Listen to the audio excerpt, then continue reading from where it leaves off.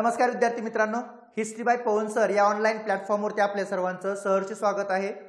येणाऱ्या कंबाईन पूर्व परीक्षेसाठी आपण जी लेक्चर सिरीजची मालिका चालू केली आहे, तर यामधलं आज आपलं हे 7वं लेक्चर असणार आहे। या 7व्या लेक्चरमधून आज आपण 15 प्रश्न हे पूर्ण स्पष्टीकरणासहित तुमच्या समोर आपण इथं मांडणार आहे की ज्या प्रश्नाच्या माध्यमातून येणाऱ्या पूर्व परीक्षेसाठी तुम्हाला रिव्हिजन करण्यासाठी खूप त्याचा फायदा होईल।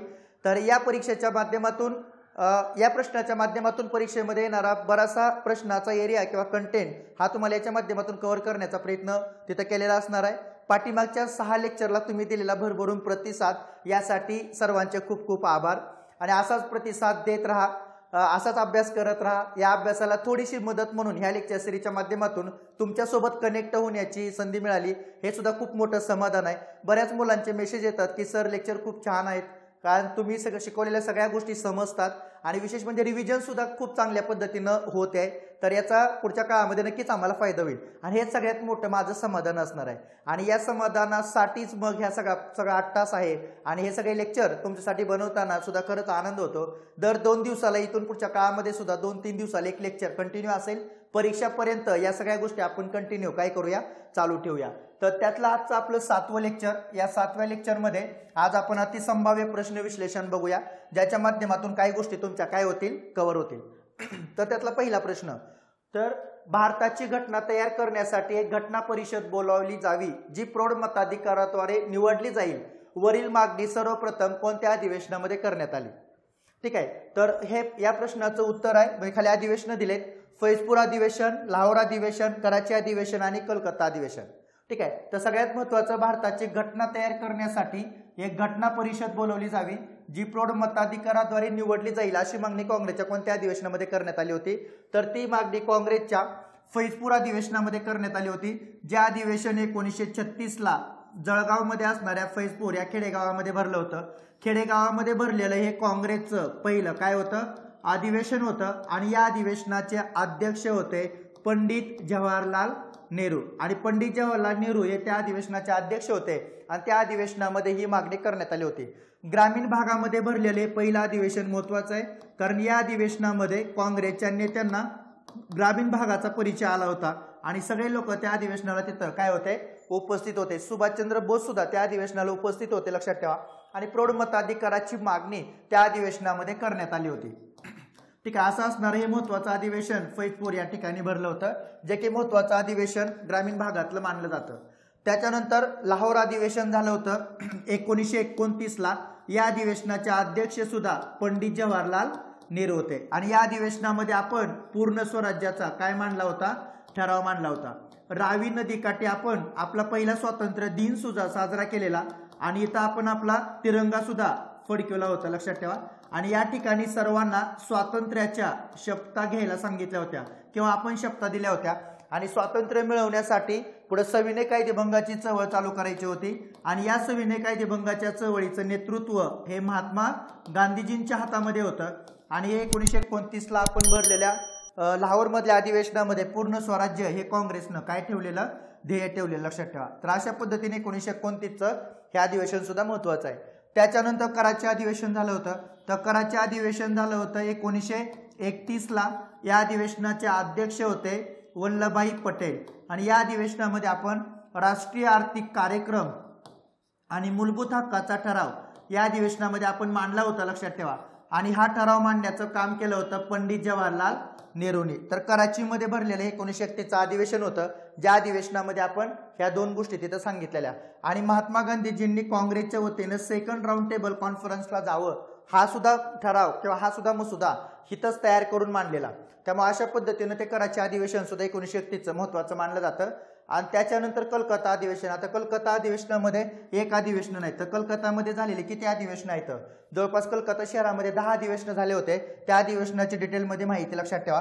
पण स्वराज्याचा जर मुद्दा उपस्थित केला तर कलकत्त्याचं 1906चं अधिवेशन महत्त्वाचं मानलं जातं, ज्या अधिवेशनामध्ये स्वराज्य या शब्दाची आपण पहिल्यांदा काय केली होती, मागणी केली होती आणि या स्वराज्य शब्दाचा पहिल्यांदा अर्थ तिथं स्पष्ट करण्यात आलेला। त्या अधिवेशनाचे अध्यक्ष होते दादाभाई नौरोजी आणि दुसरं सुद्धा काँग्रेस अधिवेशन कलकत्त्याला झालं होतं, त्याचे अध्यक्ष सुद्धा दादाभाई नौरोजीच होते, लक्षात ठेवा। तर असे 10 अधिवेशन कलकत्तामध्ये झाले होते। स्वराज्य शब्दाचा पहिल्यांदा उच्चार तिथं केला होता, ते अधिवेशन महत्त्वाचं मानलं जातं आणि त्याच अधिवेशनामध्ये लोकमान्य टिळकांनी आपली चतुसूत्री पण मांडली होती, लक्षात ठेवा. ठीक आहे. तर अशा पद्धतीनं काँग्रेसच्या अधिवेशनं आणि त्या अधिवेशनामध्ये मांडलेले जे महत्त्वाचे ठराव राहतात ना, तर या ठरावावर परीक्षेला प्रश्न विचारला जातो. तर ते सगळे ठराव आपल्याला त्या महत्त्वाच्या अधिवेशनामधले माहीत असायला पाहिजे, कारण परीक्षेला एकतरी क्वेश्चन तिथं विचारला जातो, लक्षात ठेवा. ठीक आहे. तर अशा पद्धतीनं काँग्रेसच्या अधिवेशनासंदर्भात असणारा हा प्रश्न. त्याच्यानंतर आमचे मस्तक भगतसिंहाच्या देशभक्ती, साहस, जनतेविषयी प्रेम आणि बलिदानासमोर झुकून जाते. भगतसिंहाबद्दल वरील उद्गार कोणी काढले होते? तर हे उद्गार काढणारे पंडित नेहरू, महात्मा गांधी, सुभाषचंद्र बोस आणि जयप्रकाश नारायण. तर सगळ्यात महत्त्वाचे हे उद्गार आहेत महात्मा गांधी यांचे. तर महात्मा गांधी यांनी हे उद्गार कधी काढले होते? तर महात्मा गांधी यांनी हे उद्गार काढले होते 1931च्या काँग्रेसच्या भरलेल्या कुठल्या अधिवेशनामध्ये? कराची अधिवेशनामध्ये. आणि ज्या अधिवेशनाचे अध्यक्ष कोण होते? वल्लभभाई पटेल होते. तर या अधिवेशनामध्ये हे उद्गार काढलेले. आणि भगतसिंग यांना फाशी झाली होती 23 मार्च 1931ला, लक्षात ठेवा. आणि भगतसिंग आणि त्यांच्या साथीदारांनी इथं फाशी देण्यात आली होती. पण त्याच्या अगोदर महात्मा गांधीजींनी 5 मार्च 1931ला काय केला होता? गांधी-इर्विन करार केला होता. आणि या गांधी-इर्विन करार करत असताना महात्मा गांधीजींनी जी मागण्याची यादी इर्विनला सादर केली होती, तर या मागणीमध्ये असं होतं की भगतसिंग आणि त्यांचे साथीदार यांना फाशी देऊ नका, तर त्यांना जन्मठेप द्या. पण ही गोष्ट मान्य करण्यात आली नव्हती. तरी पण महात्मा गांधीजींनी त्याच्यावर सही केली होती. म्हणून पुढच्या काळामध्ये महात्मा गांधी यांच्यावर खूप मोठ्या प्रमाणात काय झाली होती? टीका सुद्धा झाली होती, लक्षात ठेवा. पण सगळ्यात महत्त्वाचं, महात्मा गांधींनी त्यांच्यासाठी प्रयत्न केले नव्हते असं नाही, तर महात्मा गांधींनी 3 PIL लाहोरच्या कोर्टामध्ये टाकल्या होत्या. त्यांना सोडवण्याचा प्रयत्नही केलेला. पण त्यांनी केलेल्या त्या जो करार होता, तर त्याच्यावर केलेली जी सही होती, त्यामुळे त्यांच्यावर खूप मोठ्या प्रमाणात त्या काळामध्ये टीका केली होती. पण पुढं तिथून 6 दिवसांनी भरलेलं जे हे काँग्रेसचं कराची अधिवेशन होतं, ते झालं होतं 29 मार्च 1931ला. त्यावेळेस सभा भरली होती. आणि या अधिवेशनामध्ये महात्मा गांधीजींनी हे वाक्य म्हणलं होतं. आणि हे वाक्य होतं, आमचं मस्तक हे भगतसिंहाच्या देशभक्ती, साहस, जनतेविषयी प्रेम आणि बलिदानासमोर झुकून जातं. तर हे वाक्य महात्मा गांधींनी कराची अधिवेशनामध्ये म्हणलेलं आहे. ज्या अधिवेशनाचे अध्यक्ष पण होते? वल्लभभाई पटेल होते, लक्षात ठेवा. ठीक आहे. तर अशा पद्धतीने हे वाक्य आपल्याला इथं दिसून येतं. त्याच्यानंतर पुढील विधानाचा विचार करा. पहिलं, इंडियन नॅशनल कॉन्फरन्सच्या 1883 साली पहिलं अधिवेशन झालं होतं. आणि पहिल्या अधिवेशनाचे अध्यक्ष हे सुरेंद्रनाथ बॅनर्जी होते. तर पर्यायी उत्तर अ बरोबर ब चूक, ब बरोबर अ चूक, दोन्ही बरोबर दोन्ही चूक. तर काय उत्तर आहे? इंडियन नॅशनल कॉन्फरन्सचे पहिले अधिवेशन 83ला झालं आणि पहिल्या अधिवेशनाचे अध्यक्ष सुरेंद्रनाथ बॅनर्जी होते. तर याचं उत्तर आहे पहिलं बरोबर, की 1883ला ते अधिवेशन झालं होतं. पण त्याचे अध्यक्ष मात्र सुरेंद्रनाथ बॅनर्जी नव्हते, लक्षात ठेवा. म्हणजे अ बरोबर ब चूक हे त्या प्रश्नाचं काय आहे? उत्तर आहे. आता लक्षात ठेवा, सगळ्यात महत्त्वाचं, इंडियन नॅशनल कॉन्फरन्स या कोणी भरवल्या? तर 1876 साली एक संघटना स्थापन झाली होती. या संघटनेचं नाव होतं इंडियन असोसिएशन. आणि या इंडियन असोसिएशन या संघटनेनं अखिल भारतीय स्तरावर चळवळ उभी केली होती, लक्षात ठेवा. आणि ही चळवळ ज्याने एका व्यक्तीच्या विरोधात उभा केली होती, त्या व्यक्तीचं नाव होतं लॉर्ड लिटन. कारण लॉर्ड लिटननं दडपशाहीच्या माध्यमातून काय केलं होतं? इथं सगळं आपलं काम चालू केलेलं. म्हणून लॉर्ड लिटनच्या विरोधात असणारी चळवळ उभी करण्याचं श्रेय जातं इंडियन असोसिएशनला. पण या इंडियन असोसिएशनचे जे संस्थापक होते का, ते संस्थापक 2 होते. कोण? एक होते सुरेंद्रनाथ बॅनर्जी आणि दुसरे होते आनंद मोहन बोस. सुरेंद्रनाथ बॅनर्जी आणि आनंद मोहन बोस यांना काय वाटायचं? त्यातल्या त्या सुरेंद्रनाथ बॅनर्जींना वाटायचं ऑल इंडिया लेवलवर आपण सर्व भारतीयांचं काय केलं पाहिजे? संघटन केलं पाहिजे. आपण ऑल इंडिया लेवलला भारतीयांना संघटित करायला हवं. आणि संघटन घडून आणल्यानंतर या संघटनाचा प्रभाव पुढच्या काळामध्ये काय होऊ शकतो?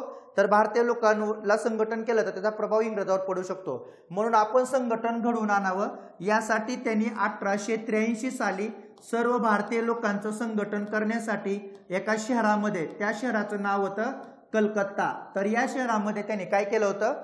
तर या शहरामध्ये त्यांनी इंडियन नॅशनल कॉन्फरन्स भरवल्या होत्या. म्हणजेच तुम्ही त्याला म्हणता नॅशनल कॉन्फरन्स. तर नॅशनल कॉन्फरन्स भरवणारे पहिले व्यक्ती हे कोण आहेत? तर पहिले व्यक्ती होते सुरेंद्रनाथ बॅनर्जी. आणि नॅशनल कॉन्फरन्सच्या पहिल्या अधिवेशनाचे अध्यक्ष कलकत्तामध्ये भरलेल्या त्यांनी केलं होतं कोणाला?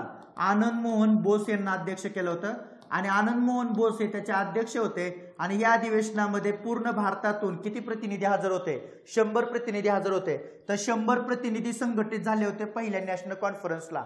आणि इंडियन नॅशनल काँग्रेसच्या पहिल्या अधिवेशनाला किती प्रतिनिधी होते? 72. म्हणजे निश्चितच या नॅशनल कॉन्फरन्सचा सुरेंद्रनाथ बॅनर्जी यांच्या व्यक्तिमत्वाचा आणि त्यांच्या नेतृत्वाचा भारतीय लोकांवर काय होता? प्रभाव होता. लक्षात ठेवा. त्याशिवाय इतके लोक कॉन्फरन्सला आले नसते. ठीक आहे. तर अशी नॅशनल कॉन्फरन्स पहिल्यांदा 83ला भरवली होती कलकत्ताला आणि आनंद मोहन बोसनं मात्र अध्यक्ष केलं होतं. ते मात्र तिथं अध्यक्ष नव्हते. आणि ह्यांनी 2 कॉन्फरन्स भरवल्या होत्या. त्यातली पहिली कॉन्फरन्स झाली होती 1883ला आणि दुसरी कॉन्फरन्स भरवण्यात आली होती 1885ला. तर दुसरे कॉन्फरन्स सुद्धा डिसेंबर महिन्यामध्ये 85ला होते. म्हणून लक्षात ठेवा, इंडियन नॅशनल काँग्रेसचं जे पहिलं अधिवेशन होतं का, या पहिल्या अधिवेशनाला त्यांनी 2 लोकांना आमंत्रण दिलं नव्हतं. हे 2 लोक कोण होते? एक म्हणजे सुरेंद्रनाथ बॅनर्जी आणि आनंद मोहन बोस. कारण ह्या लोकांनी तीच इंडियन नॅशनल कॉन्फरन्स ही पुढच्या काळामध्ये 85ला कलकत्ता शहरामध्ये भरवली होती. आणि ज्या वेळेस कलकत्ता शहरामध्ये ती नॅशनल कॉन्फरन्स होती त्याच टायमिंगमध्ये इंडियन नॅशनल काँग्रेसचं पहिलं अधिवेशन कुठं भरवण्यात आलं होतं? मुंबईमध्ये. लक्षात ठेवा. म्हणून मुंबईमध्ये भरलेल्या काँग्रेसच्या अधिवेशनाला ॲलन ह्युमनं या 2 लोकांना निमंत्रण दिलं नव्हतं. कारण का? कारण इंडियन नॅशनल कॉन्फरन्स ज्या भरवल्या गेल्या होत्या त्या ॲलन ह्युमला काय आवडल्या नव्हत्या. त्यामुळे ॲलन ह्युमला त्या आवडल्या नव्हत्या म्हणून त्यांनी यांना निमंत्रण दिलेलं नव्हतं. तर अशा 2 कॉन्फरन्स 1883 आणि 1885ला कलकत्ता शहरामध्ये भरवण्यात आल्या होत्या. ज्या कॉन्फरन्सच्या माध्यमातून भारतीय लोकांचं संघटन करण्याचा विचार कोणाचा होता? सुरेंद्रनाथ बॅनर्जींचा होता. आणि म्हणून सुरेंद्रनाथ बॅनर्जीची इच्छा होती ऑल इंडिया लेवलला आपलं संघटन असावं आणि ज्याचा प्रभाव सरकारवर जास्त वेळेस पडू शकतो.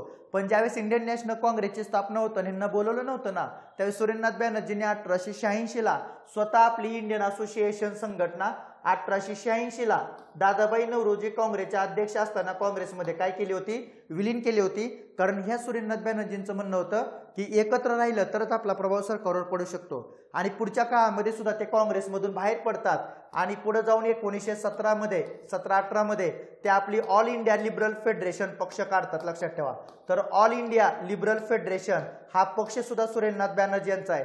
कारण काँग्रेसमधल्या मवाळांच्या राजनीतीला ते कंटाळलेले होते आणि पुढे जाऊन ते काँग्रेसपासून वेगळे होतात आणि ते ऑल इंडिया लिबरल फेडरेशन याच्या माध्यमातून ते काम करतात. पण 1923च्या निवडणुकीमध्ये ऑल इंडिया लिबरल फेडरेशनचा एकही प्रतिनिधी निवडून येत नाही. राजकीय पटलावरून हा पक्ष काय होतो? अस्तंगत होतो. लक्षात ठेवा. तर हा पक्ष कोणाचा होता?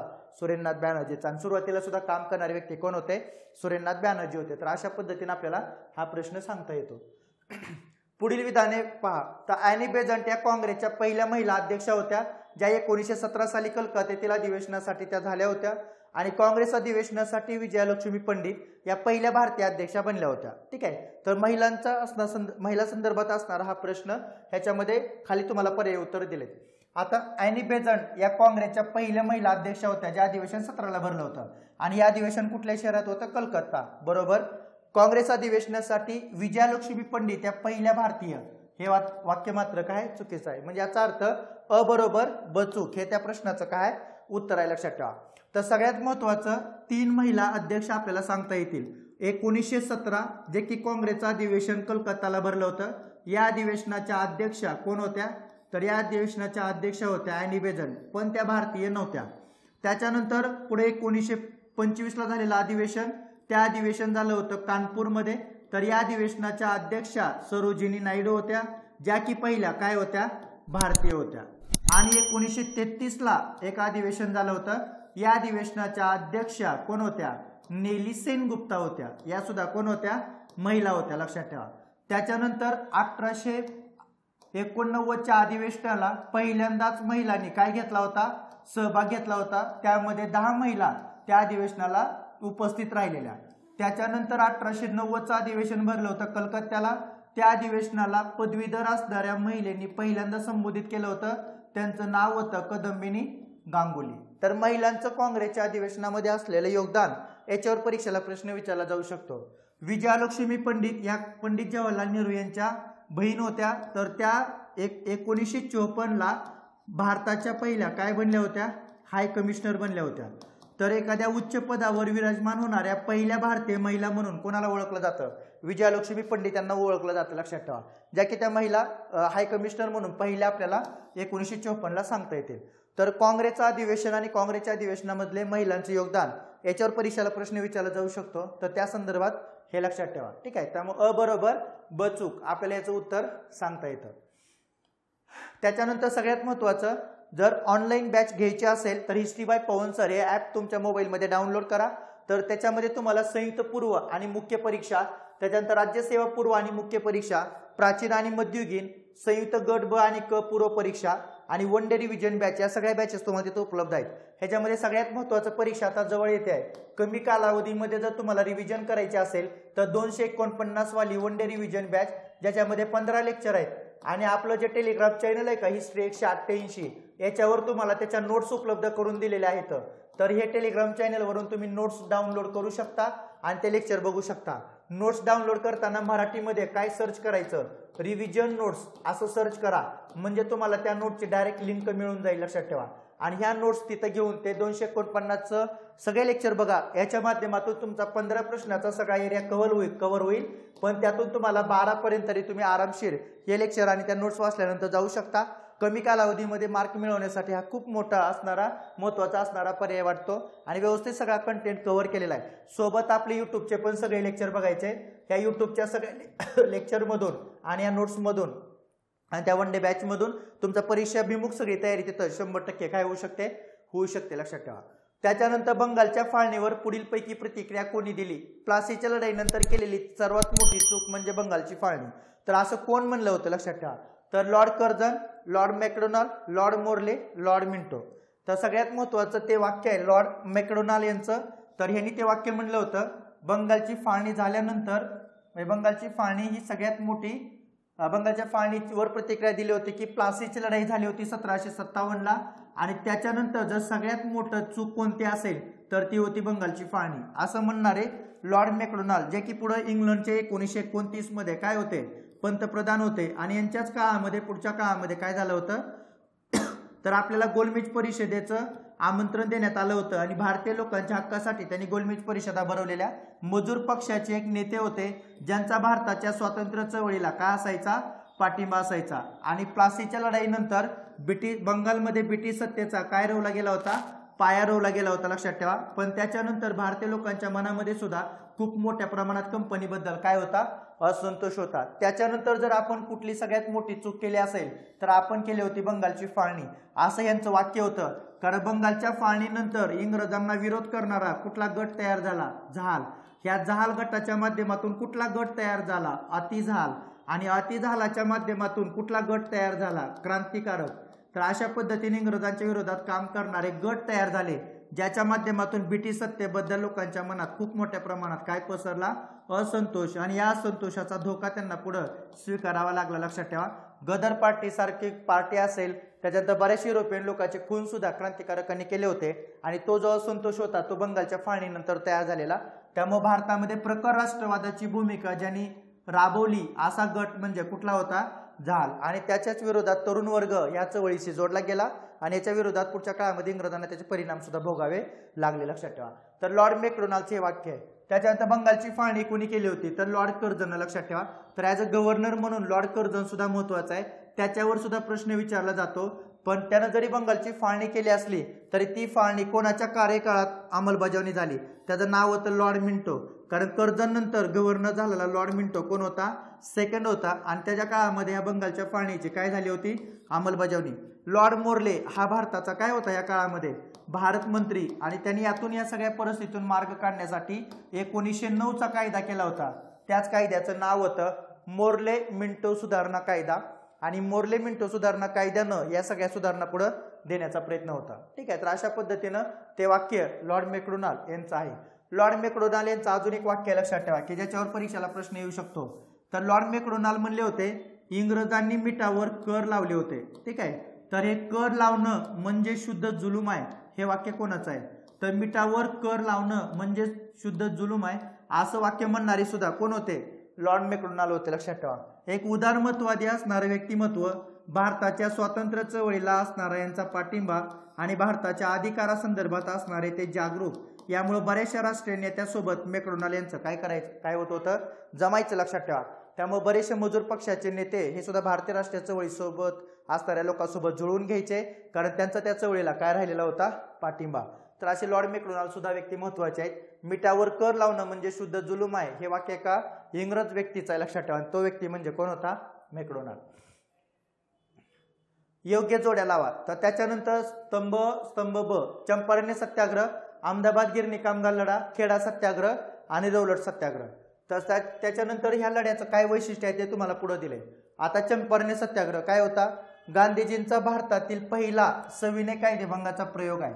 त्यामुळे चंपारण्य सत्याग्रह गांधीजींनी भारतामध्ये केलेला पहिला सविनय कायदेभंगाचा काय मानला जातो, प्रयोग मानला जातो.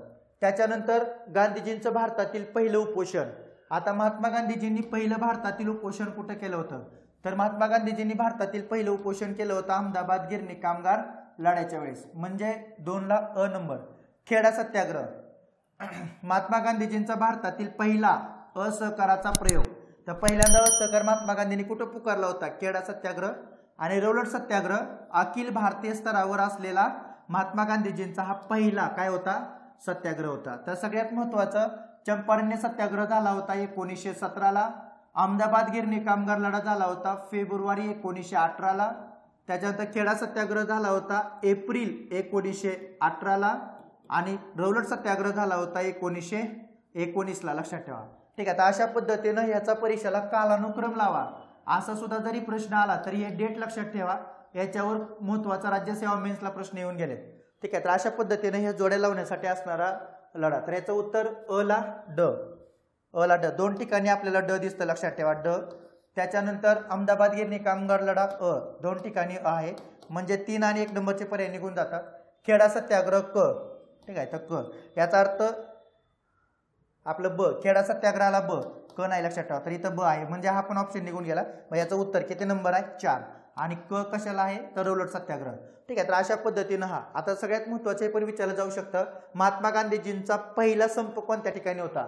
तर महात्मा गांधीजींचा पहिला संप कोणत्या ठिकाणी होता, अहमदाबाद गिरणी कामगार लढा. कारण महात्मा गांधींनी इथंच तिथल्या कामगारांना पहिल्यांदा काय करायला सांगितलं होता, संप, लक्षात ठेवा. महात्मा गांधीजींचा पहिला लढा जो की भूक हडताळाच्या माध्यमातून सोडवला. भूक हडताळ म्हणजेच काय, उपोषण. तर अहमदाबाद गिरणी कामगार लढा तो भूक हडताळाचा पहिला लढा, लक्षात ठेवा. त्यावेळेस तिथं महात्मा गांधींनी कामगारांची एक संघटना स्थापन केली होती, अहमदाबाद टेक्सटाईल लेबर असोसिएशन ही संघटना, लक्षात ठेवा. अहमदाबाद टेक्सटाईल लेबर असोसिएशन ही संघटना महत्वाची आहे, ज्या संघटनेच्या माध्यमातून कामगारांचे प्रश्न तिथं सोडवण्याचा प्रयत्न होता. आणि त्यांच्यासोबत होत्या अनुसयाबेन साराभाई. तर अनुसयाबेन साराभाई या महिला कामगार चळवळीचे यांना काय म्हणतात, जनक म्हणतात, लक्षात ठेवा. तर महिला कामगार चळवळीचे जनक आणि महात्मा गांधी सोबत अहमदाबाद गिरणी कामगार लढ्यामध्ये त्या सहभागी होत्या. ठीक आहे. तर अशा पद्धतीनं महत्वाचं आहे. असहकार पहिला कुठं होता, तर महात्मा गांधीजींनी खेडा सत्याग्रहामध्ये शेतचारा भरायचा नाही यासाठी असहकार केलेला. निळीचा सत्याग्रह म्हणून सविनय कायदेभंग जे की 1917चा चंपारण्य लढा होता, तो निळीसाठी तिथं त्यांनी केला होता. 3 कट्या नावाची पद्धत होती, लक्षात ठेवा. आणि अखिल भारतीय स्तरावरचा पहिला सत्याग्रह म्हणून रौलट सत्याग्रह, जो की रौलट कायद्याला विरोध म्हणून महात्मा गांधींनी तो केला होता. आणि त्यावेळेस महात्मा गांधींनी सत्याग्रह सभा स्थापन केलेल्या, ज्या सत्याग्रह सभेचे अध्यक्ष कोण होते, महात्मा गांधी होते. आणि त्या सत्याग्रह सभेचे उपाध्यक्ष कोण होते, तर बेंजामिन हर्निमन होते, लक्षात ठेवा. महात्मा गांधी रौलट सत्याग्रहाला काय म्हणले होते, कायद्याला काळा कायदा. आणि उपाध्यक्ष बेंजामिन हर्निमन म्हणले होते ब्लॅक बिल. तर अशा पद्धतीने सत्याग्रह सभा रौलट सत्याग्रहाच्या वेळेस महात्मा गांधींनी स्थापन केलेल्या. तर महात्मा गांधीजींच्या सुरुवातीच्या लोकचळवळी आणि त्यांचा प्रश्न, त्याच्यानंतर याच्यावर परीक्षेला प्रश्न येऊ शकतो, तर हे सगळं व्यवस्थित बघून जा. 24 नोव्हेंबर 1919 रोजी खालीलपैकी कोणत्या ठिकाणी अखिल भारतीय खिलाफत परिषद भरवली होती. तर 24 नोव्हेंबर 1919 ला अखिल भारतीय खिलाफत परिषद नागपूर, कलकत्ता, अमृतसर आणि दिल्ली. तर ही परिषद भरवण्यात आली होती दिल्लीमध्ये.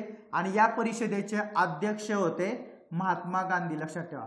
तर महात्मा गांधीजींना या परिषदेचे अध्यक्ष केलं होतं.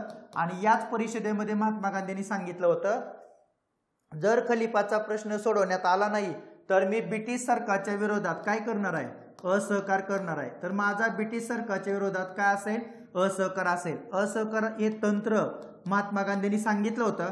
आणि या तंत्राने त्यांना खलिफाची सत्ता काय करायची होती, सोडवायची होती, लक्षात ठेवा. ठीक आहे. आणि महात्मा गांधीजींनी सांगितलेल्या असहकाराला काँग्रेसनं अमृतसरमध्ये अधिवेशन भरलं होतं 1919ला.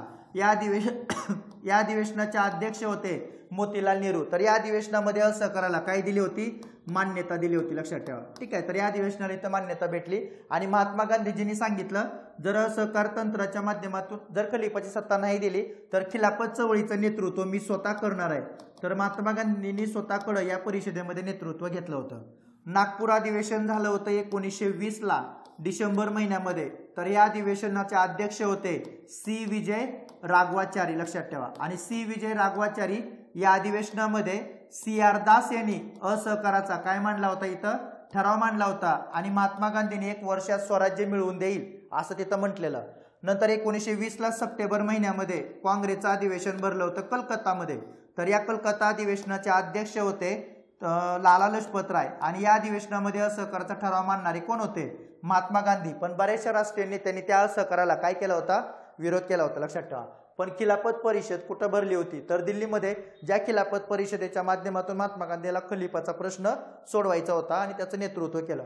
म्हणून लक्षात ठेवा 1920 पासून 1924 पर्यंत हा कालावधी खिलाफत चळवळीचा आहे. पण महात्मा गांधीला इथं यश येत नाही, कारण चौरी चौरामध्ये घडलेली जी 22ची घटना होती का, त्या घटनेनं महात्मा गांधी एकतर काँग्रेसची असहकाराची चळवळ मागे घेतात आणि महात्मा गांधी जेलमध्ये जातात. खिलाफत चळवळ सुद्धा काय होते, बंद पडते. आणि 1924 मध्ये केमल पाशा नावाच्या व्यक्तीच्या माध्यमातून तिथं लोकशाही आणण्याचा प्रयत्न पुढच्या काळामध्ये होतो, लक्षात ठेवा.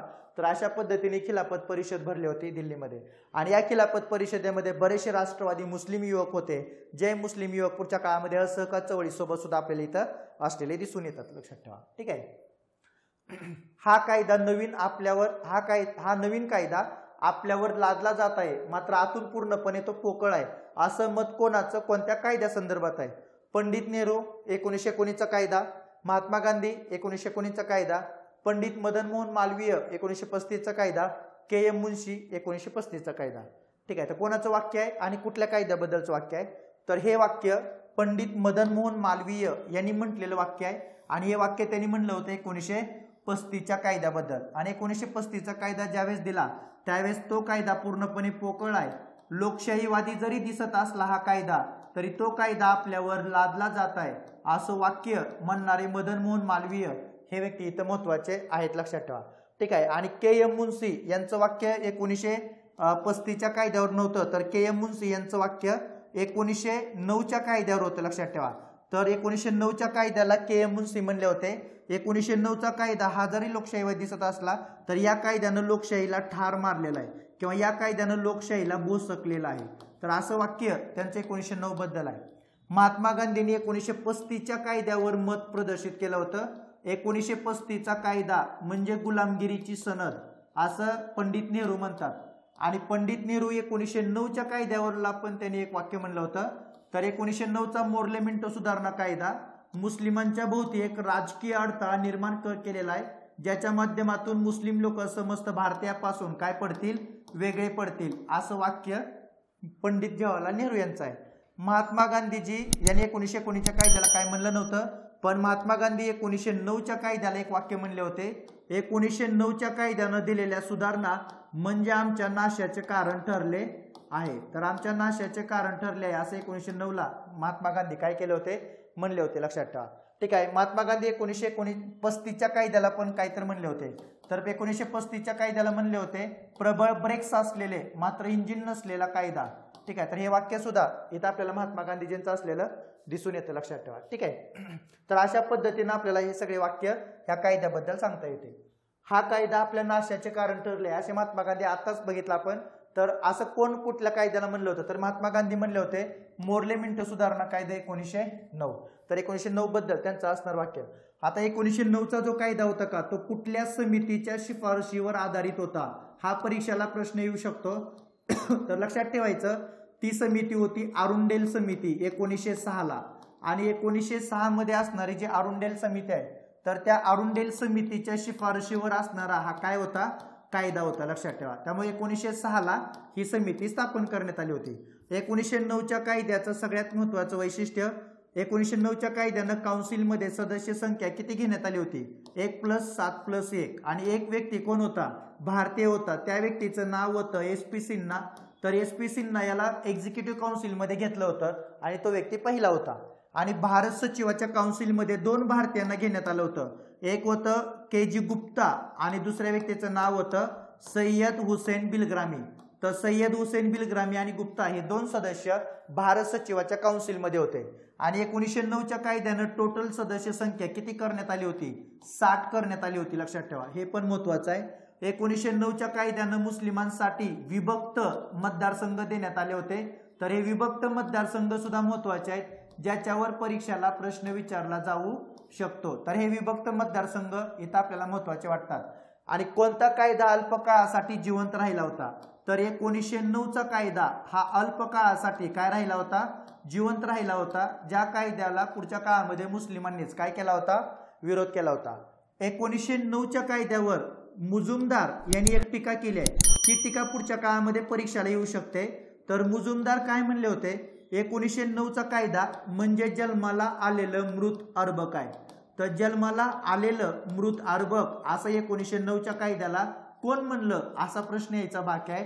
कारण सेम वाक्य पट्टाभी सीतारामय्या यांचं कोणासंदर्भात आहे? 1942च्या क्रिप्स मिशन बद्दल आहे, लक्षात ठेवा. तर पट्टाभी सीतारामय्या क्रिप्स मिशनला म्हणतात की क्रिप्स मिशन म्हणजे जन्माला आलेलं मृत अर्भक आहे, आपलं बालक आहे, आणि हे म्हणतात जन्माला आलेलं मृत अर्भक. ठीक आहे, सेम वाक्य, थोडा फक्त बदल आहे. मुजुमदार म्हणतात 1909ला आणि पट्टाभी सीतारामय्या म्हणतात 1942ला. तर हे 2 गोष्टी इथं लक्षात ठेवा, इथं आपल्याला या महत्वाच्या वाटतात. ठीक आहे, तर 1909च्या कायद्याबद्दल महात्मा गांधीचं वाक्य होतं, हा कायदा आमच्या नाशाचं कारण ठरलेला आहे, लक्षात ठेवा. आणि या कायद्यावर मोर्ले आपलं मिंटो काय म्हणतो? तर मिंटो असं म्हणतो की आम्हाला भारतामध्ये संसदीय शासन व्यवस्था लागू करायची नाही, लक्षात ठेवा. तर आम्हाला भारतामध्ये संसदीय शासन व्यवस्था लागू करायची नाही असं तो त्या विधेयकावर बोलताना म्हटलेला होता. आणि त्या काळाचा भारत मंत्री होता मोर्ले. तर मोर्ले म्हणला होता, आम्ही भारतामध्ये विषारी सापाचं विष पेरण्याचा प्रयत्न करतोय, येणारा काळ मात्र त्याचा निश्चितच काय असेल? वाईट असेल. अशा वेगवेगळ्या लोकांनी ह्याच्यावर केलेले हे विधान होते. तर ह्या विधानाच्या माध्यमातून मग आपल्याला त्याच्यावरची टीका लक्षात ठेवता येते. आणि एखाद्या कायद्यावर असलेली टीका लक्षात ठेवा, ज्याच्यावर परीक्षेला प्रश्न विचारला जाऊ शकतो. ठीक आहे. त्याच्यानंतर भारतातील कायदेमंडळाची निवडणूक लढविणाऱ्या पहिल्या महिला कोण होत्या? तर भारतातील कायदेमंडळाची निवडणूक लढवणाऱ्या पहिल्या महिला होत्या डॉक्टर मुथुलक्ष्मी रेड्डी, कमलादेवी चट्टोपाध्याय, आनंदीबाई जोशी, कमलादेवी वर्मा. तर त्या महिलेचं नाव काय? काय उत्तर असेल? तर भारतातील कायदेमंडळाची निवडणूक लढवणाऱ्या पहिल्या महिला होत्या कमलादेवी चट्टोपाध्याय. पण कमलादेवी चट्टोपाध्याय यांचा काय झाला होता? पराभव झाला होता, लक्षात ठेवा. तर कमलादेवी चट्टोपाध्याय यांचा पराभव झाला होता. पण पहिल्या निवडणुका त्यांनी काय केल्या होत्या? लढवलेल्या होत्या. ठीक आहे. आणि पहिल्या निवडणुका लढवून जिंकणाऱ्या कोण होत्या? मुथुलक्ष्मी रेड्डी, लक्षात ठेवा. तर यांनी या लढाईमध्ये पुढच्या काळामध्ये निवडणुकीमध्ये 1927ला काय मिळवला होता? विजय मिळवला होता. पण पहिल्या लढाई लढणाऱ्या कमलादेवी चट्टोपाध्याय. आणि कमलादेवी चट्टोपाध्याय यापुढे आपल्याला सविनय कायदेभंगाच्या मिठाच्या सत्याग्रहामध्ये सुद्धा दिसतील. उंबरगावला त्यांनी मिठाचा काय केला होता? सत्याग्रह केला होता. त्यावेळेस त्यांनी मिठाचे पॅकेट्स तयार केलेले आणि हे पॅकेट्स तयार करून त्यांनी उच्च न्यायालयामध्ये फेकलेले, लक्षात ठेवा. आनंदीबाई जोशी, ठीक आहे. तर आनंदीबाई जोशी या आपल्या भारतातील पहिल्या काय होत्या? महिला डॉक्टर होत्या, लक्षात ठेवा. आणि कमलादेवी वर्मा यांचं काय जास्त योगदान नाही. ठीक आहे. तर कमलादेवी चट्टोपाध्याय या महत्वाच्या महिला इथं, ज्या की निवडणूक लढवणाऱ्या पहिल्या महिला आपल्याला सांगता येतील. त्याच्यानंतर ब्रिटिश काळामध्ये निर्माण झालेल्या वृत्तपत्र कायद्यांचा योग्य क्रम लावा. तर वर्तमानपत्र कायद्या संदर्भात असणारा प्रश्न आणि त्याचा योग्य क्रम लावा असा हा क्वेश्चन आहे. The censorship of the press act, vernacular press act, the press and registration of books act आणि लायसनिंग ऍक्ट. ठीक आहे. तर सगळ्यात महत्वाचं the censorship of the press act, याला मराठीमध्ये म्हणतात वृत्तपत्र पूर्व तपासणी कायदा. आणि वृत्तपत्र पूर्व तपासणी कायदा कधी होता? 1799ला. आणि हा कायदा कोणी केला होता? तर हा कायदा केला होता लॉर्ड वेलस्ली यांनी, लक्षात ठेवा. त्याच्यानंतर व्हर्नॅक्युलर प्रेस ऍक्ट कधीचा होता? व्हर्नॅक्युलर प्रेस ऍक्ट होता 1878चा. हा कायदा कोणी केला होता? तर हा कायदा केला होता लॉर्ड लिटननी केलेला. त्याच्यानंतर the press and registration of books act हा कधी होता? तर हा कायदा होता 1868ला. हा कायदा केला होता लॉरेन्सच्या काळामध्ये. तर लॉरेन्सनं केलेला हा कायदा जो की आपल्याला सांगता येतो रजिस्ट्रेशन ऍक्ट. आणि लायसनिंग ऍक्ट कधी होता? तर याला हा कायदा होता 1823 ला आणि हा कायद्याला आपण परवाना कायदा म्हणतो. तर हा कायदा कोणी केला होता? जॉन ॲडम्सनं या काळामध्ये हा कायदा केलेला. तर अशा पद्धतीने हे 4 कायदे. तर 1799, 1878, 1868, 1823. पहिलं 1799, दुसरा 1823, 1868 आणि 78. म्हणजे अ ड क ब असं त्याचं उत्तर आहे. ठीक आहे. तर सगळ्यात महत्वाचं 1799. तर असणारे 2 ऑप्शन आहेत, ड पण आहे तर लक्षात ठेवा. ठीक आहे. क आणि ब म्हणजे 4 नंबर हे त्याचं काय उत्तर आहे. आता लक्षात ठेवा, वेलस्लीनं केलेला जो कायदा होता का 1799चा, या कायद्यानं एका व्यक्तीवर कारवाई झाली होती. तर त्या व्यक्तीचं नाव होतं चार्ल्स मॅकलिन. तर या व्यक्तीचं नाव लक्षात ठेवा. तर ह्या चार्ल्स मॅकलिनला भारतातून काय केलं होतं? हद्दपार केलं होतं. आणि या चार्ल्स मॅकलिनचं न्यूजपेपर होतं बंगाल हुडकारू. तर बंगाल हुडकारू असणाऱ्या न्यूजपेपरचा संपादक त्याला भारतातून काय केलं होतं? हद्दपार केलं होतं. त्याच्यानंतर लॉर्ड लिटन, तर यानं भारतातल्या न्यूजपेपरवर आणि भारतीय भाषेतून न्यूजपेपरवर दडपशाही आणण्यासाठी फर्नॅक्युलर प्रेस ऍक्ट केला होता 1878 ला. ज्या न्यूजपेपरनं रातोरात आपली भाषा बदलली होती त्या न्यूजपेपरचं नाव होतं अमृत बाजार पत्रिका. आणि हा कायदा रद्द केला होता 1882 ला. त्या व्यक्तीचं नाव होतं लॉर्ड रिपन. लक्षात ठेवा. त्याच्यानंतर 1868 ला रॉलेनच्या काळामध्ये कायदा होता वर्तमानपत्रावर कोणतेही बंधन टाकायचे नव्हते. तर वर्तमानपत्रावर नियंत्रण ठेवायचं होतं. हा त्या कायद्याचा काय होता? उद्देश होता. आणि परवाना कायद्याने एक वर्तमानपत्र बंद झालं होतं, जे वर्तमानपत्र 1822 ला राजाराम मोहन रायनी चालू केलं होतं. आणि या वर्तमानपत्राचं नाव होतं मिरात उल अखबार. लक्षात ठेवा. आणि हे वर्तमानपत्र बंद झालं होतं, जे की पुढे चालू करण्यासाठी राजाराम मोहन रायनी काय केला होता? अर्ज केला होता. आणि तो परवाना कायदा हा महत्वाचा आहे.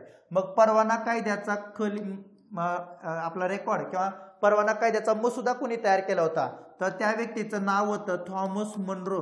तर थॉमस मनरोनं परवाना कायद्याचा मसुदा तयार केलेला आणि त्याच्या आधारावर जॉन ॲडम्सनं परवाना कायदा लागू केले. लक्षात ठेवा. ठीक आहे. तर अशा पद्धतीने आपल्याला सांगता येतं. आणि परवाना कायद्यानं शिक्षा होती 400 रुपये दंड आणि 6 महिने जेल. लक्षात ठेवा. ठीक आहे. तर ती शिक्षा सुद्धा त्यानं त्या कायद्यानं दिली होती. आणि परवाना कायद्यानुसार एका व्यक्तीला भारतातून हद्दपार केलं होतं. त्या व्यक्तीचं नाव होतं जेम्स बँकिंगहम. तर जेम्स बँकिंगहम या व्यक्तीला हद्दपार करणारा कोण होता? ॲडम्स होता. लक्षात ठेवा. इंग्रजांच्या कंपनीच्या आणि सत्तेच्या विरोधात जे लोक लिहिणार होते त्यांना भारतातून हद्दपार करण्याची शिक्षा त्या काळात होती. कोणाला कुणी हद्दपार केलं याच्यावर प्रश्न विचारला जाऊ शकतो. त्यासाठी हे सगळं लक्षात ठेवा. आणि वर्तमानपत्रासाठी कायदे सुद्धा व्यवस्थित करून जा. कोणत्या कायद्यानं कोणत्या न्यूजपेपरवर कारवाई झाली हे सुद्धा महत्वाचं आहे. पुढच्या काळामध्ये अशा स्वरूपाचे प्रश्न विचारले जाऊ शकतील किंवा क्रम लावा असाही प्रश्न इथं येऊ शकतो. त्याच्यानंतर योग्य जोड्या जुळवा. लक्षात ठेवा. स्तंभ अ आणि स्तंभ ब असे असणारे हे 2 स्तंभ, द हिंदू, बंगाली, अमृत बाजार आणि सुधारक. त्याच्यानंतर सुब्रमण्यम अय्यर, सुरेंद्रनाथ बॅनर्जी, शिशिरकुमार मित्र आणि मोतीलाल घोष आणि गोपाळकृष्ण गोखले. ठीक आहे. तर द हिंदू हे न्यूजपेपर कोणाचं आहे? तर हे न्यूजपेपर होतं सुब्रमण्यम अय्यर. मद्रास प्रांतातून हे न्यूजपेपर ते काढायचे. त्याच्यानंतर बंगाली न्यूजपेपर कोणाचं आहे? सुरेंद्रनाथ बॅनर्जी यांचं बंगाली. अमृत बाजार पत्रिका शिशिरकुमार घोष यांचं होतं. आणि सुधारक इंग्रजी आवृत्ती कोण काढायचं? गोपाळकृष्ण गोखले. सुधारक हे 1888 ला निघालेलं न्यूजपेपर, पण त्याच्या मराठी आवृत्तीचे संपादक मात्र कोण होते? आगरकर होते. आणि इंग्रजी आवृत्ती मात्र कोणाच्या संपादनाखाली निघत होते? तर ते मात्र व्यक्ती गोपाळकृष्ण गोखले होते. लक्षात ठेवा. अबकड असं डायरेक्ट त्याचा काय उत्तर आहे. म्हणजे 4 नंबर हे या प्रश्नाचं उत्तर आहे. तर सुरेंद्रनाथ बॅनर्जी यांनी बंगाली न्यूजपेपरच्या माध्यमातून सुरुवातीला बंगालच्या लोकांचे आणि भारतीय लोकांचे प्रश्न कोणाला पोहोचवण्याचं काम केलं होतं? इंग्रजांना. अमृत बाजार पत्रिका ही महत्वाची आहे, जे की बंगालमध्ये असणारी सगळ्यात महत्वाची पत्रिका मानली जाते, ज्यांनी वासुदेव बळवंत फडके यांच्या कार्याची दखल घेतली होती. आणि हिमालय एवढा उत्तुंग महापुरुष असा आर्टिकल वासुदेव बळवंत फडके यांच्यावर लिहिलेलं हे न्यूजपेपर शिशिरकुमार घोष. ठीक आहे. त्याच्यानंतर हिंदू हे सुब्रमण्यम अय्यर. मद्रास महाजन सभा होती. तर मद्रास महाजन सभेच्या माध्यमातून सुब्रमण्यम अय्यर काम करायचे आणि या सभेच्या माध्यमातून लोकांचे प्रश्न मांडण्याचं काम द हिंदू मधून त्यांनी केलेलं आपल्याला दिसून येतं. तर वर्तमानपत्र आणि संपादक असे प्रश्न विचारले जातात, त्यासाठी हे महत्वाचं आहे. पुढील विधानाचा विचार करा. लॉर्ड मेकॉले यांनी चार्ल्स वूडचा जरबता सिद्धांत फेटाळला. आणि उडच्या खाली त्याला भारतीय शिक्षणाचा मॅग्ना कार्टा असं म्हणलं जातं. अ बरोबर, ब चूक, दोन्ही विधानं चूक, अ चूक, ब बरोबर, दोन्ही विधानं बरोबर. ठीक आहे, आता पहिलं विधान बघा. लॉर्ड मेकॉले यांनी चार्ल्स वूडचा झिरपता सिद्धांत फेटाळला. हे विधान चुकीचं आहे, कारण चार्ल्स वूडचा झिरपता सिद्धांत नव्हता. चार्ल्स वूडचा तो नव्हता, तर तो लॉर्ड मेकॉलेचा होता आणि चार्ल्स वूडनी तो फेटाळला होता, लक्षात ठेवा. ठीक आहे, त्यामुळे चार्ल्स वूडचा झिरपता सिद्धांत, आपलं लॉर्ड मेकॉलेचा झिरपता सिद्धांत चार्ल्स वूडनी फेटाळला, कारण सर्वसामान्य लोकांना शिक्षण द्या असं चार्ल्स वूड यांना वाटायचं आणि मेकॉले यांना सर्वसामान्य लोकांना शिक्षण देण्याची अजिबात इच्छा नव्हती. ते म्हणायचे उच्च वर्गातील भारतीय लोकांना शिक्षण द्या. आणि वूडचा खलिता जो होता त्यालाच भारतीय शिक्षणाचा मॅग्ना कार्टा म्हणतात, कारण वूडचा खलिता हा राष्ट्रीय स्तरावर शिक्षणाची रूपरेषा ठरवण्यासाठी नेमलेला पहिला खलिता होता. वूडचं कमिशन होतं 1854ला आणि या वूडच्या खलित्यानं लंडन विद्यापीठाच्या धर्तीवर भारतामध्ये काय स्थापन झाले होते, विद्यापीठ स्थापन झाले होते, लक्षात ठेवा. एवढंच नाही तर प्रत्येक प्रांतामध्ये लंडन विद्यापीठाच्या धर्तीवर विद्यापीठ स्थापन झाले होते आणि प्रत्येक प्रांतामध्ये लोकशिक्षण विभागाची स्थापना ही याच्यानुसार झाली होती, लक्षात ठेवा. तर लोकशिक्षण विभाग हे 5 प्रांतामध्ये नेमण्यात आले होते.